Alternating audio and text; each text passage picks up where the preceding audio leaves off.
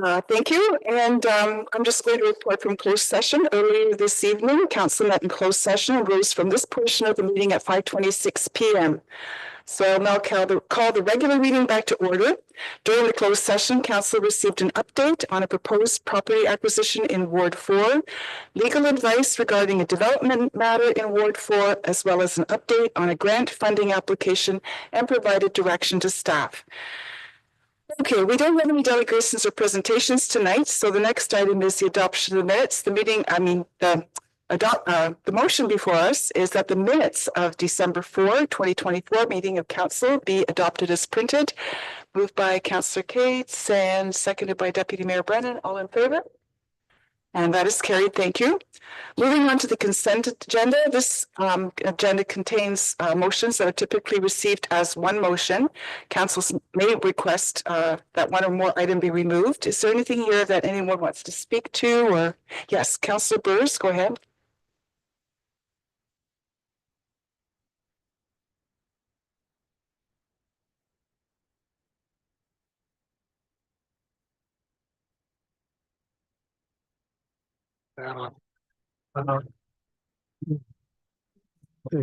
It's just a question for Public Works and Engineering. I saw an interesting thing in the city of London. When a resident wants something done from a safety perspective on the road, they have a form where they have to get 2 or 3 of their neighbors to agree to it, that they want it before they can put it in for consideration. Do we do anything like that? In the chair to Councillor Burrs, no, we don't have a form like that in place. I would say generally what the City of London does is more so for traffic calming. When it comes to operational matters like speed limits and things like that, they generally defer to staff and follow best practices as contained in the Ontario Traffic Manual. Is there anything else? Okay, I don't see any hands. There is a motion before us that consent agenda items 7.1 through 7.6 listed on the December 18, 2024 agenda be adopted as recommended. Could I have a mover, please? Councillor Cates and Councillor Coles, all in favor? And that is carried. Thank you. Moving on to staff reports, we have 2 items here. I'm going to start with Tiffany Farrell, Director of Corporate Services and Treasurer, who's in attendance to provide an overview of the staff report on the budget 2025. When you're ready, Tiff. Thank you, and through Mayor Lead. In front of you is the final 2025 budget for council's consideration. They're attached to the report is the budget booklet. This contains all of the information with respect to the 2025 budget, as well as our 5-year capital plan. The budget was presented to council on November 27th, and since that time, there has been some significant changes. When we presented the budget in November, the tax rate that was being presented was 5.9%. There are many factors that went into the tax rate being presented. However, one of those factors was with respect to the OPP costs that the municipality received. So the meetings happened in between November 27th and when you received the updated council report in front of you. The Solicitor General came out with an announcement, which we had received on November 29th, and the municipality would be paying less OPP costs than originally proposed. The proposal went from $2.8 million to $2.4 million. The previous amount was a 22.4% increase, and instead it came down to a 4.8% increase. This was directly from the province responding to municipalities speaking about the OPP costs and the significant increase year over year. Because this was received in time for us to adjust our budget, we have presented an updated budget with an updated tax rate amount for council's consideration. Staff reduced the tax rate by the amount that the OPP cost went down. So it was extremely transparent, and we want to be accountable to the public so that we understand that the municipality is responding to what the province has put forward. So that decreased our tax rate from 5.9% to 4.252%. More changes that happened after that. The final change that adjusted the tax rate was on December 10th. We received from the province the updated tax ratio we were waiting for the VT property tax class. This had to do with our aggregate pits. With the property tax class being provided, the actual tax ratio, the property tax or assessments shifted, and there was a small amount, around $3,000, that changed. So we did adjust the tax rate for that change as well. So the tax rate went from 4.252% to 4.27%. So the tax rate in front of you is 4.27%. Changes that happened in the budget, and these are also very positive. Specifically, the insurance estimate has decreased from 15% to 9.1%. Payroll cost mainly due to WSIB rates received for 2025, and they were lower than anticipated. And there were some other items received from our conservation authorities. We have our final and impact released the final property tax assessments, which did result in some increases in assessments that was put into the final budget.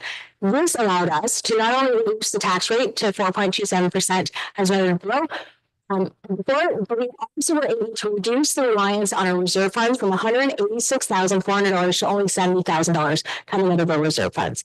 So this will be more sustainable into the future. That highlights the changes since November 27th presentation.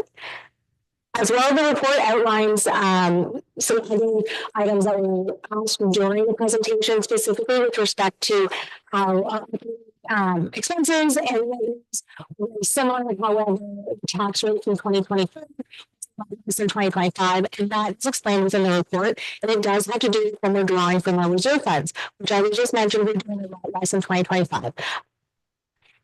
At this point, we are federal and provincial grant opportunities to be announced and awarded to the municipality. If it has not been awarded, it is not included in the budget.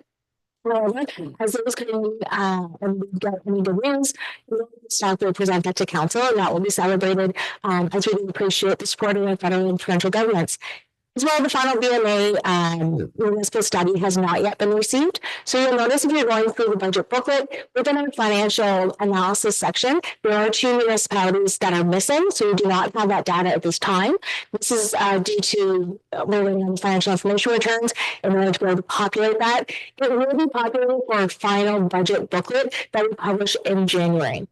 If council chooses to pass the budget tonight, we will finalize that by a budget bylaw that is included in the council agenda, as well as the tax rate bylaw.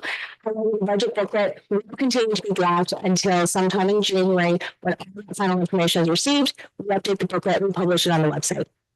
At this time, the draft booklet is published on the website. If anyone has any questions, I can take them in. Thank you for your report. I'll look to council. Start with you, Councillor Arts. Through you, Madam Mayor and Tiffany, I say this after every budget just to remind the public, just because something's in the 5-year capital doesn't mean it will happen.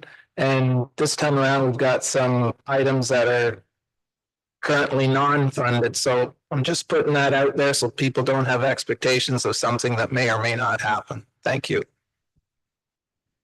Other comments, questions? I don't see any hands. There is a motion before us, and that is that the report CPS 63/2024 regarding the 2025 budget be received, and that council approves bylaw 2024 number 107 to adopt the current budgetary estimates for the year 2025. Mover, please. Councillor Burrs and Councillor Cates, all in favor? And that is carried. I'll just say thanks again, Tiffany, the amount of work that goes into this document. And I look to the members of the committee as well. Thank you for your service. It's a big project, but by the time we get here, I think it really makes sense to everybody what we're doing, why we're doing it, where it's coming from, what changes we can expect as other information comes. So I just applaud you and your team for all the work and making it easy for us to explain to people. So moving on now, the next item up is Aubrey Youngsma, Asset Management Coordinator, is here in attendance to provide an overview of the staff report for Energy Conservation and Demand Management Plan 2024 to 2029. Floor is yours, Aubrey, when you're ready. Thank you, Mayor David. To the chair and members of the council.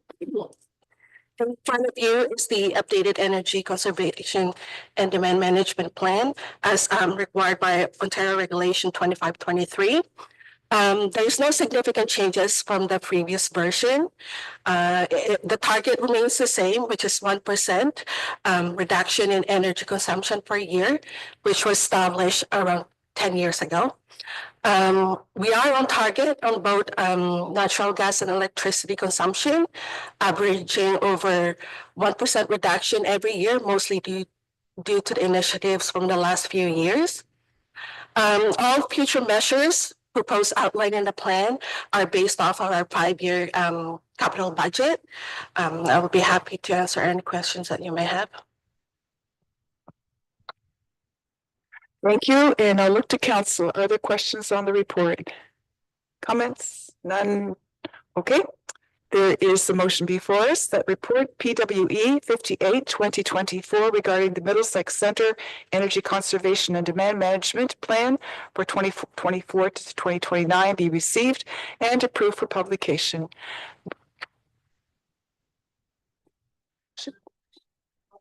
Moved by Councillor Coles and Deputy Mayor Brand. Thank you. All in favor? And that is carried. Okay, that's that part. Now the next part is our public meetings, and we need a motion to go into that section of our agenda. And the motion is that council move into public meetings at 5:42 p.m. pursuant to the Planning Act, RSO 1990, as amended, to consider the applications that are listed on the December 18th, 2024 council agenda. Do I have a mover, please, and a seconder? Councillor Cates and Councillor Shipley, thank you. All in favor? Okay, so we're in public meeting now. I'm just going to give a few opening comments. Members of the public who wish to receive further notification on any of the applications that are considered today, I ask that you please send an email to planning@middlesexcenter.ca requesting further notification. Please be advised that comments expressed and written material presented are a matter of public record. If you have questions on any of the applications being heard this evening, we ask that you direct those to the appropriate planner on file. Members of the public that have requested to speak will be given a maximum of 5 minutes to address council and provide comments on applications. In keeping with our procedural bylaw and our zone policy, I would remind all of our meeting participants to use respectful language and uphold our values of cooperation, trust, and openness. And the order of proceedings, it's the same for each of the public item on the public meeting, for this public meeting. And it's in order, it is as the chair, that is myself, will ask the planner to present the and explain the purpose of the application and present the staff report. And then the applicant or the agent has the opportunity to speak to that application. Third, the public who have registered will be asked for their comments. Following that, members of the public who are present and wish to delegate will be called upon for additional comments. And then council may ask questions of the applicant, delegates, and or staff. And then finally, I will consider motions regarding the applications. So the first item up tonight is the application for zoning bylaw amendment for 125388 Mile Road. And Marian Cabral, our planner, is going to present that report. When you're ready. Thank you, Madam Mayor. The purpose of this report is to provide a recommendation to council regarding the rezoning files of BA 18/2024 for the property at 125388 Mile Road. The applicant requests to rezone the separate parcel to a new surplus residence exception zone, and this is specifically to address the minimum lot frontage of 14.5 meters and to rezone the retained farm parcel to the agricultural no residence or A3 zone. And these rezoning requests are to fulfill a condition of consent that was filed B13/2023 that was heard last year. Planning staff reviewed all relevant policies and are satisfied with this application as it is consistent with the PPS county and local official plans. As a result, planning staff recommend approval of the application. And thank you for that report. The applicant hasn't registered to speak. So are there any members of the public in attendance virtually or in person who wish to comment? No? Okay. Any questions from council?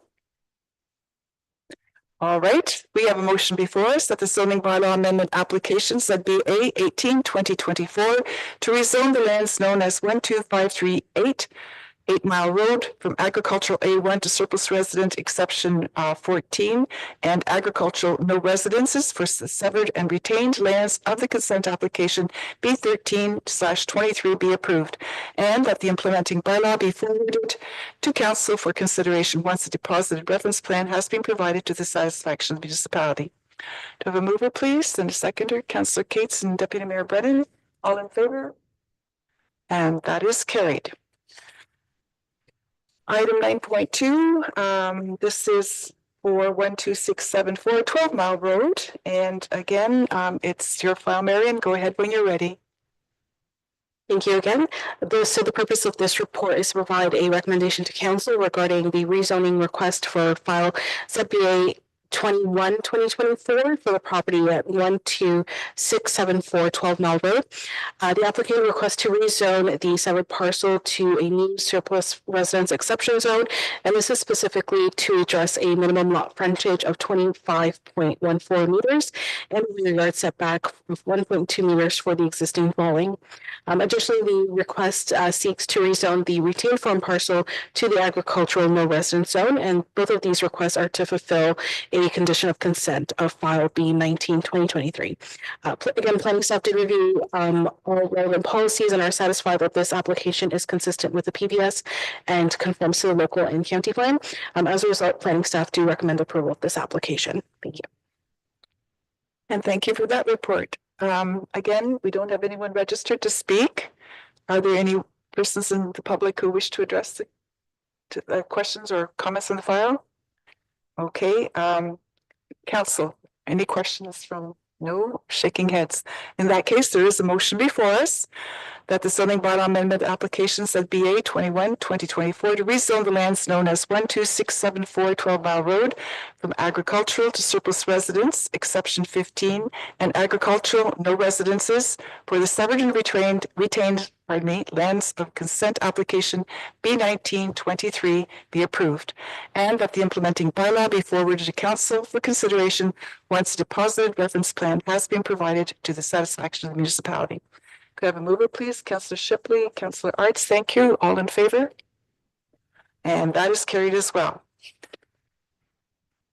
9.3 is the zoning application for Gilworth Heights West subdivision, and on behalf of 2428812 Ontario Limited. And Marion, if you'd like to present your report. Thank you, Madam Mayor. Again, so the purpose of this report is to provide council with a recommendation regarding the file ZBA 17/2024, which would apply to all lands within the Gilworth Heights West subdivision in Kamoka. That are zoned specifically urban residential first density exception 36, exception 37, and exception 38. The applicant requests to amend the provisions of the zoning bylaw that relate to the minimum exterior side yard to attached garages, which affect only the development of corner lots. So specifically, the applicant requests that the setback for attached garages be reduced to 2.5 meters, and this is consistent with the setback for the dwelling. Notice of this application was circulated to staff and agencies and posted on the municipality's website. We don't receive any comments from members of the public. The Public Works and Engineering Department advised that they would like to ensure that the setback provision would not result in situations where garage access results where a exterior side yard and a building is located 2.5 meters from the lot line without a proper driveway. Further, the building plans will need to meet the daylight triangle provisions that are established in the zoning bylaw. So planning staff did review all relevant policies and are generally satisfied with the application that it meets the policies of the county and local official plans as well. Staff do acknowledge that the intent of the existing provisions were there to accommodate building plans where a dwelling or garage were oriented towards the side yard. However, the applicant has provided us with a sketch of a typical building plan for a corner lot, which is very similar to that of an interior lot. And under the current provisions, building a typical house for the community with the 1.5 or 2 car garage accessible from the front yard would not be accommodated with the current 6 meter setback requirement. As such, we have this rezoning application in front of you.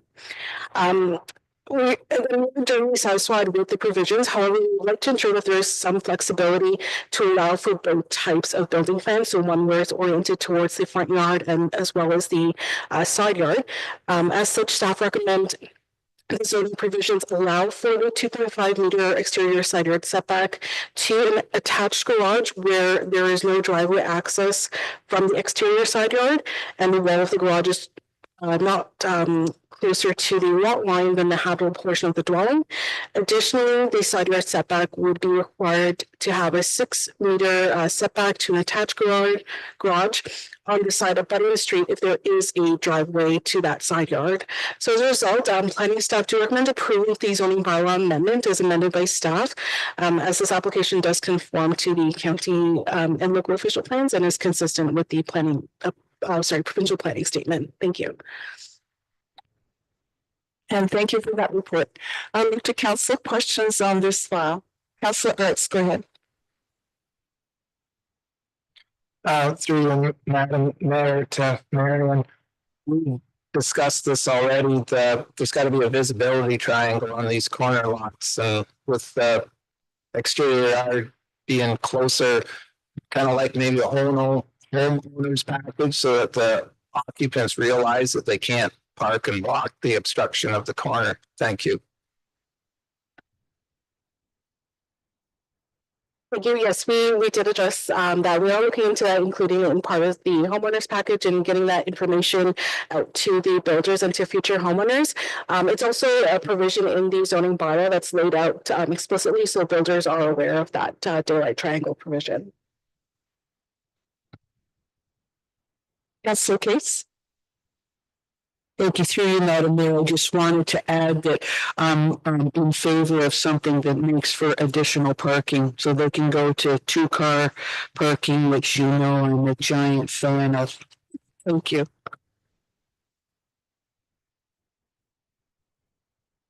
Okay, I'm just going to check with staff. There was an individual who was thinking of speaking. I just want to make sure. Okay, no additional questions. Thank you very much. Okay, so I think we've heard from everyone on this file then. If there are no further questions, there is a motion before us that the zoning bylaw amendment application ZBA 7/2024 to amend the site-specific urban residential density exception 36 to urban residential first density exception 37 and urban first density exception 38 zones for the lands known as concession 1 or part lot. Whole bunch of part lot numbers and 33M-840 be approved. So is there a need for that? Thank you, Councillor Cates and Councillor Coles. Thank you. All in favor? All right, and that is carried. Okay, now item 9.4, and this is an application for consent and bylaw amendment for 13326 14 Mile Road.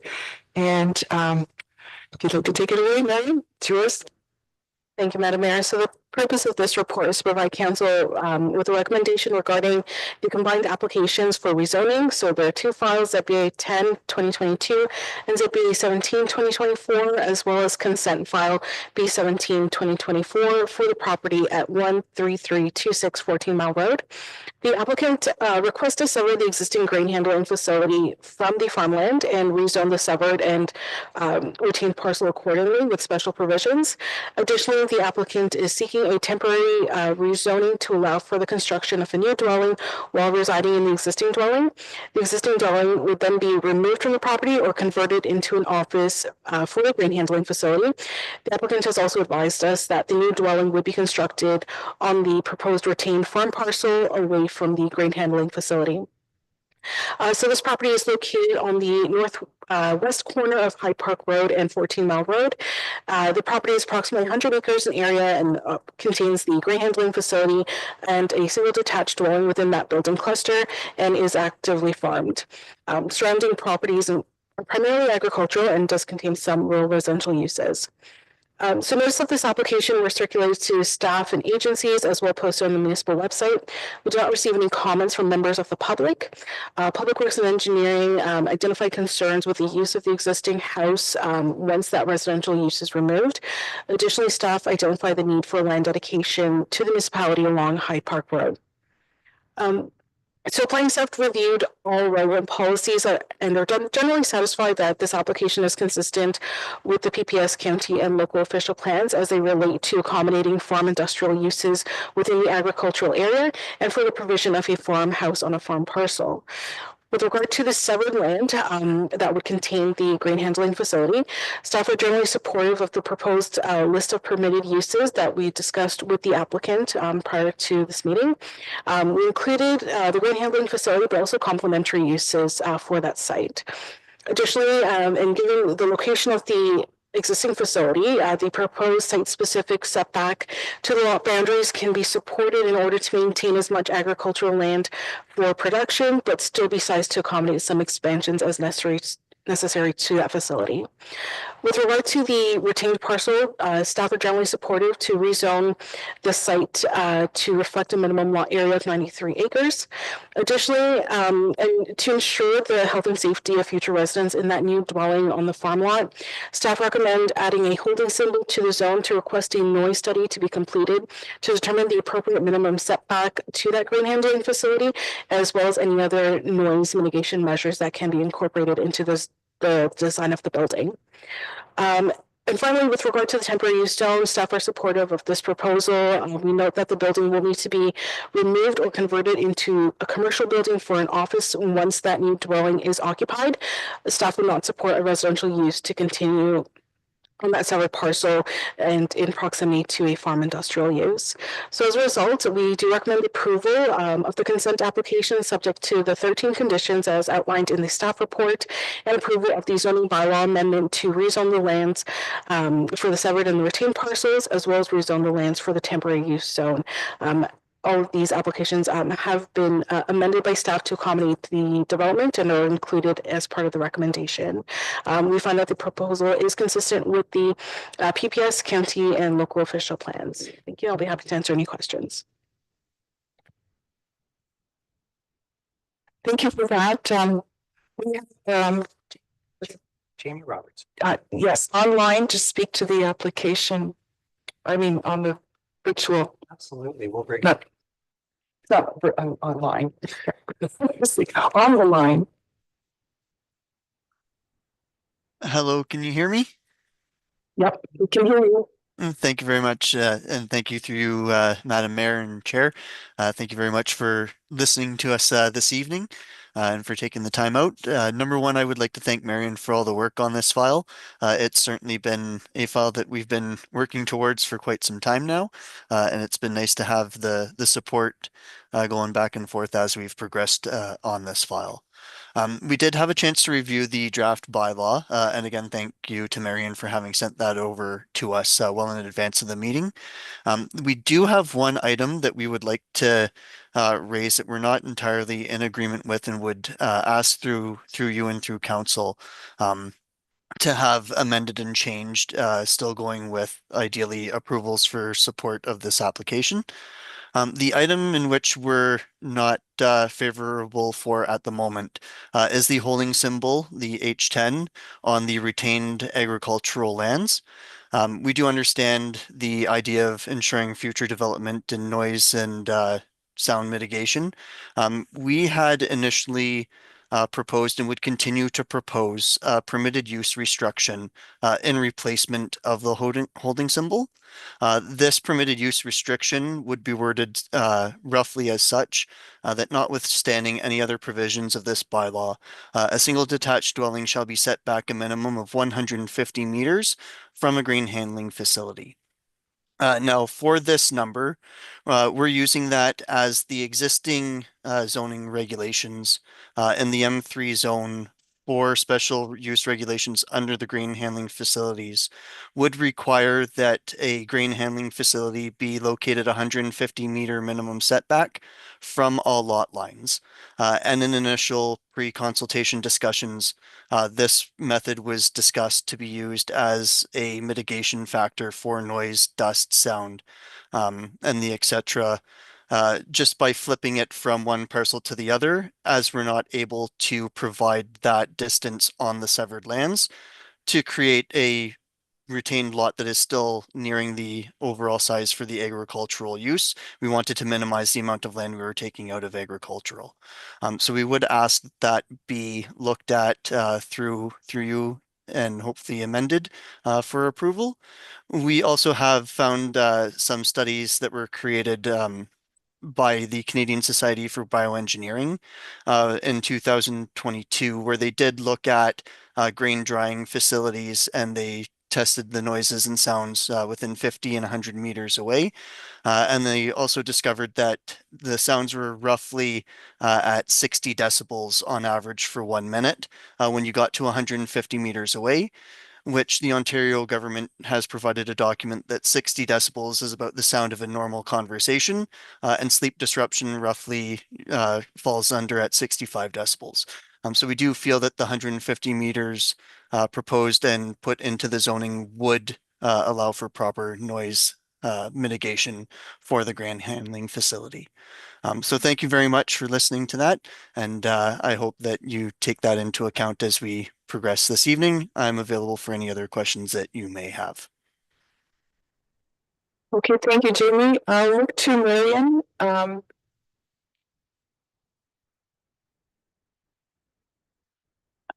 I was going to ask for your comments and input on the request from the applicant.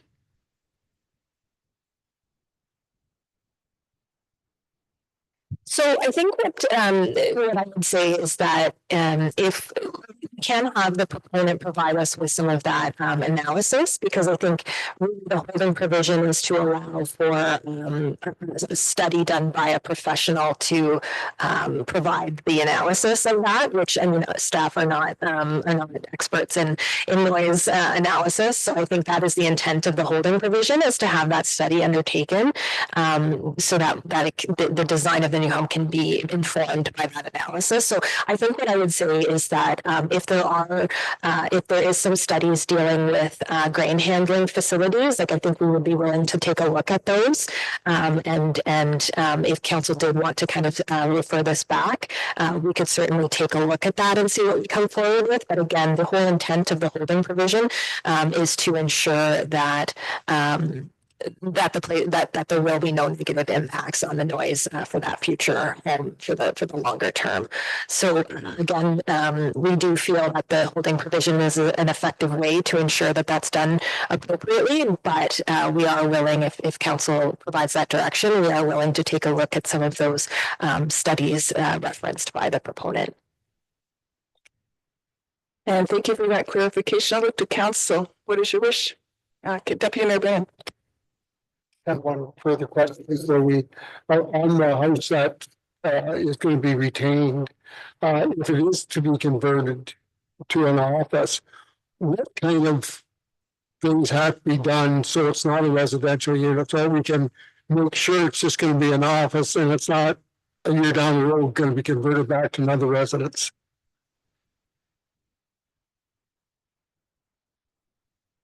Through mayor to the deputy mayor, the applicant will have to apply for a change of use building permit. It documents that the building is being changed from a residential use to a commercial use. Building inspectors will look at the use of the rooms. We ask for a floor plan to identify the room uses, possibly remove laundry, closets, so it's more open space. Sometimes just used for storage, but and simplify whatever kitchen facilities that they may want to have in an office. But we would scrutinize it very closely and ask for a floor plan to be documented on the file to be retained. Great, Councilor Arts. Through Madam Mayor, excuse me, Marion. The noise issue, I had the same questions as the applicant. I talked to Marion, and I'm going, why? And she said, well, down the road, this could become a surplus residence. So to avoid any issues down the road with severance, they wanted to look after it now. That being said, if there's someone like Hensel Co-op or whoever, it's got noise measures from dryers, I can see that information being good enough and not having to hire a professional to give you that. But like I said, if the house wasn't going to be severed, or if there was no probability of the house being severed, I don't think it would be an issue with me, but there is that possibility. So I guess that's kind of a wishy-washy answer, but that's the way it. Thanks. And I do have a question on something else. The the strike out Bedinelli. Yeah, in that report, a couple of times they refer to A2 zoning, and I'm pretty for sure we don't have A2 zoning in Middlesex Center anymore. It should say A3, so it's just a minor correction that they should probably make. Thank you.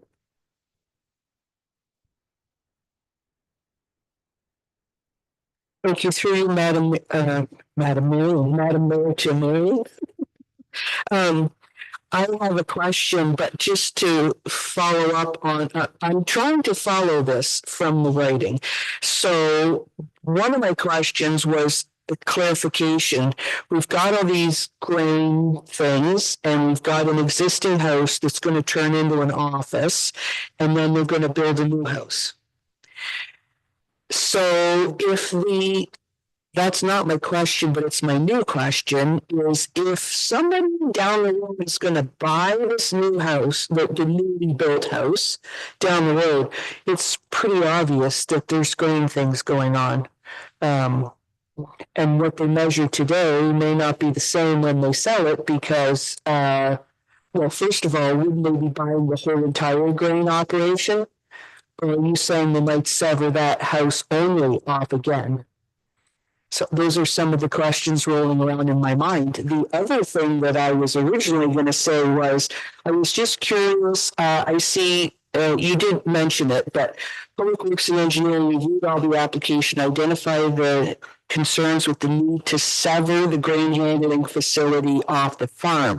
So concerns with the need to sever it. I was wondering, what does that actually mean? And the use of the existing dwelling, which I think we know, we want to make sure that it's used for commercial. And sure, someday down the road, they could just on their own switch it. I guess we have no control over that. Somebody decided to move in there. So is the question in there is the question. Thank you.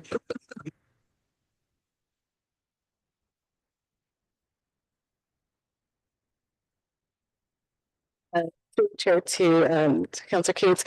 So in the future, at least 10 years away, in the hypothetical situation, if there is a surplus from dwelling severance, we want to try to meet the guidelines as they are today. And when I say that, like the D-series guidelines established by the province, they haven't changed in a number of years. We don't foresee them changing, so that's why we want to address it now. If they do change in the future at the time of the severance, that wouldn't necessarily play into in factor because we have addressed it now, and that's why we're trying to address it up front versus in the future, because that use will already then be established.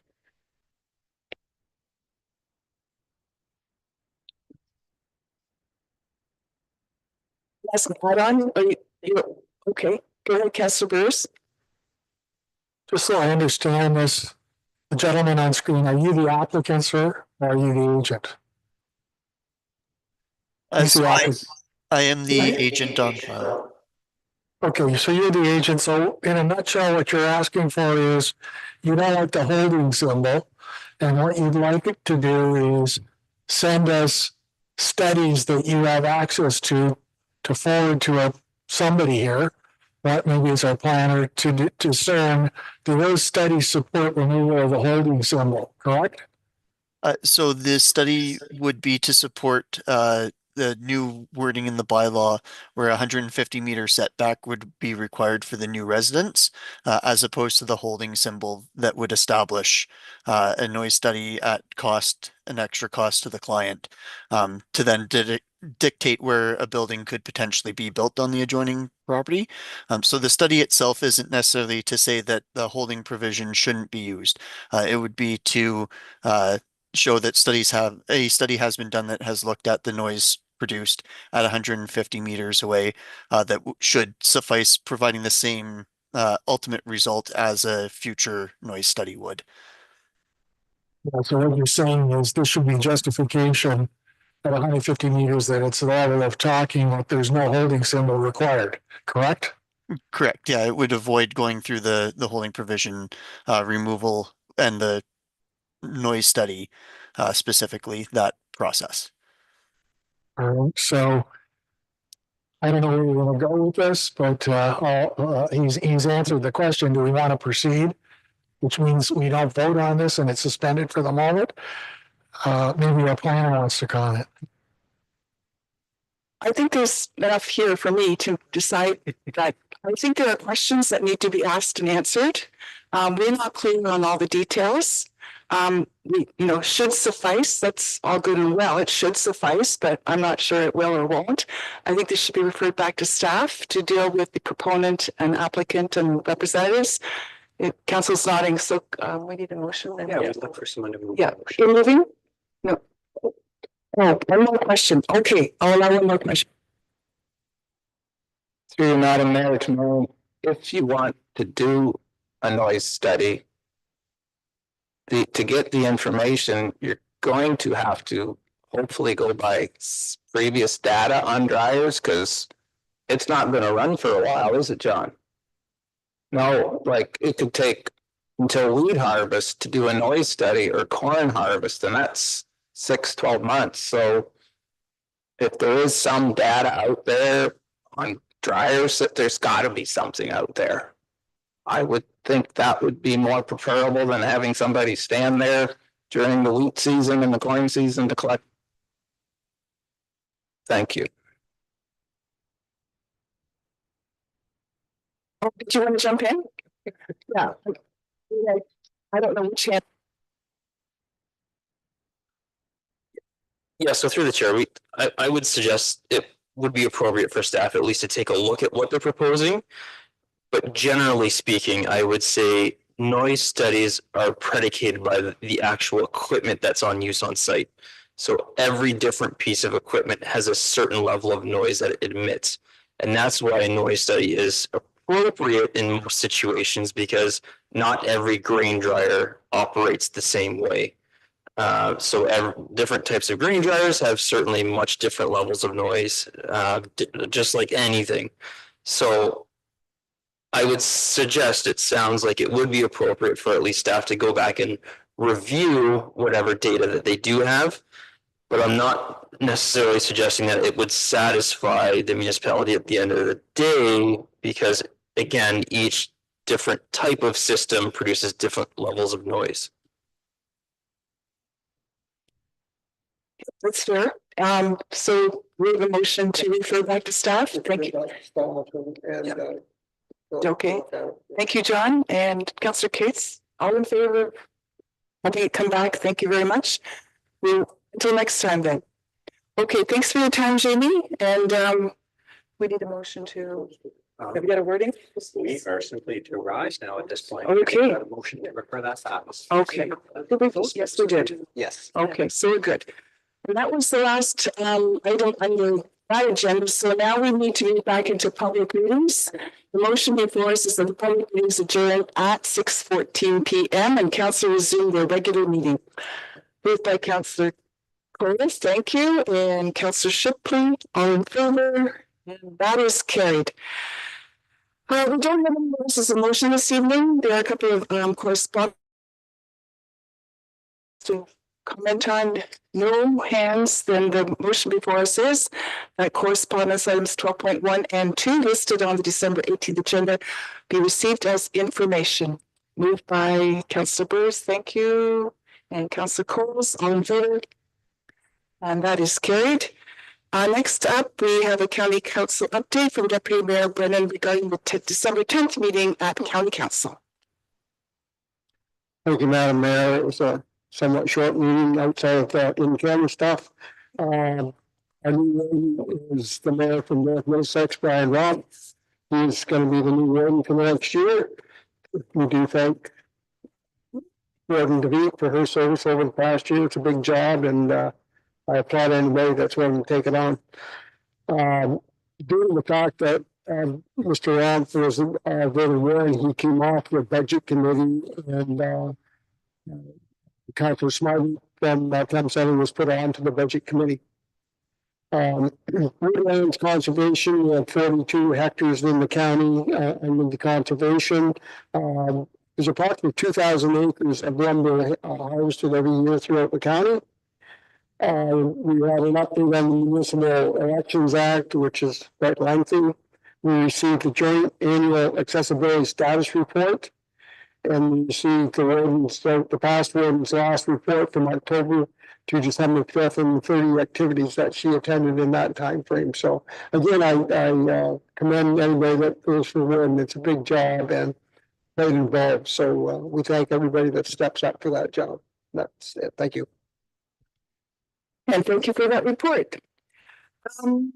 We don't have anything under other business. No, okay, I don't see any last minute things. Then we have bylaws. The motion before us is that bylaws 2024, number 61 through 107. Oh, pardon me, and 107 through 113 be adopted as printed. I need a move, please. Councillor Burrs and Councillor Shipley, all in favor? And that is carried.